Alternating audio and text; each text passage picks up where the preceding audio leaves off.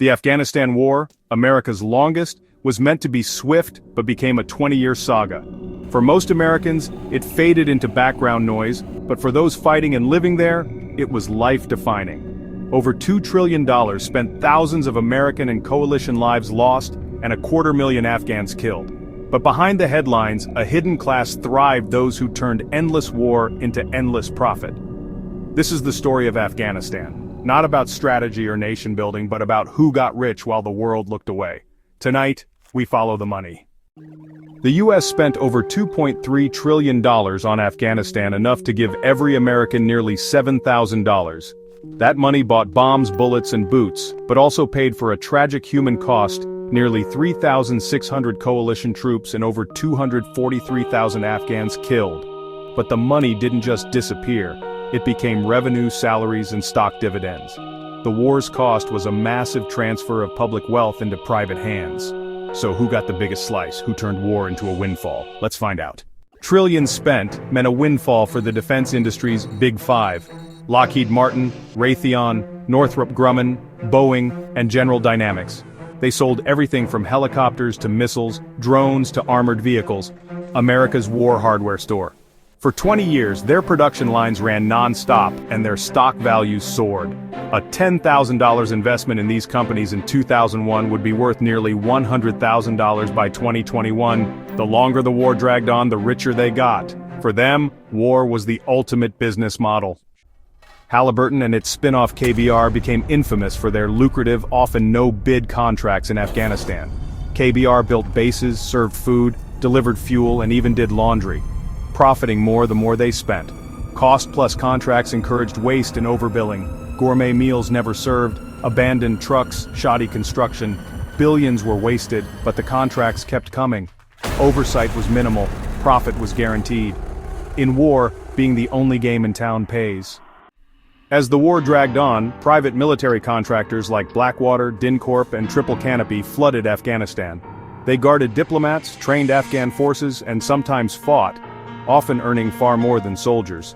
At the war's peak, contractors outnumbered U.S. troops. Operating in legal gray zones, they profited handsomely with little accountability.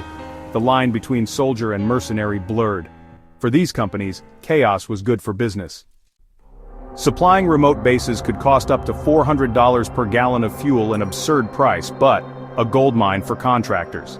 Logistics firms managed supply chains riddled with corruption, paying off warlords and even the Taliban to keep convoys moving. Congressional investigations found U.S. supply lines were a major Taliban funding source. Markups on everything from water to screws were astronomical. Oversight was weak by design, enabling billions to be siphoned off. The war's logistics weren't just inefficient, they were a profit engine. The U.S. was funding both sides, and middlemen got rich. Billions were poured into Afghan reconstruction: schools, clinics, roads, mostly managed by U.S. firms. Watchdogs found ghost schools, roads to nowhere, and clinics with no staff. Most funds never reached Afghan communities. Layers of contractors took their cut. By the time money reached a village, little was left to build anything real. Nation building became a wealth transfer for DC consultants.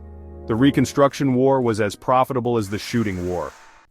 Afghan elites eagerly joined the profit parade. Corruption flourished, ghost soldiers, fake NGOs, and bribes for every permit. The Kabul bank scandal saw nearly $1 billion vanish into officials' pockets. As the Taliban closed in, elites fled with suitcases of U.S. cash. The country was bled dry, the profiteers cashed out. Corruption was the real Afghan success story. After 2001, Afghanistan became the world's top opium producer, over 85% of global supply. U.S. counter-narcotics efforts failed, poppy profits soared. Warlords and the Taliban taxed the trade, earning hundreds of millions. Drug money fueled both insurgency and corruption. The war economy and the drug trade became inseparable. In Afghanistan, chaos was always profitable. After 20 years, the U.S. withdrew and the Afghan government collapsed in weeks. Taliban fighters seized American weapons and vehicles. The government vanished overnight. For profiteers, the outcome didn't matter, the money was already made. Contracts paid, stocks sold, bonuses collected. The war's end was just a closing bell. The profits were in the process, not the result. Who won the war? Not Afghans, not U.S. taxpayers, not soldiers. The winners were defense contractors: KBR, Private security firms, DC consultants, and Afghan elites. They profited from every bomb dropped, every base built, every contract signed. Modern war's real victories happen in boardrooms, not battlefields. The Afghanistan War is a lesson in how profit keeps conflict alive. When nations fall, someone always gets rich, and the cycle is ready to repeat. The Afghanistan War was a 2-decade economic bonanza for a select few. Public wealth became private profit, all under the flag of patriotism. The system worked as designed, sustained, profitable engagement. The playbook will be used again. Only the country names will change.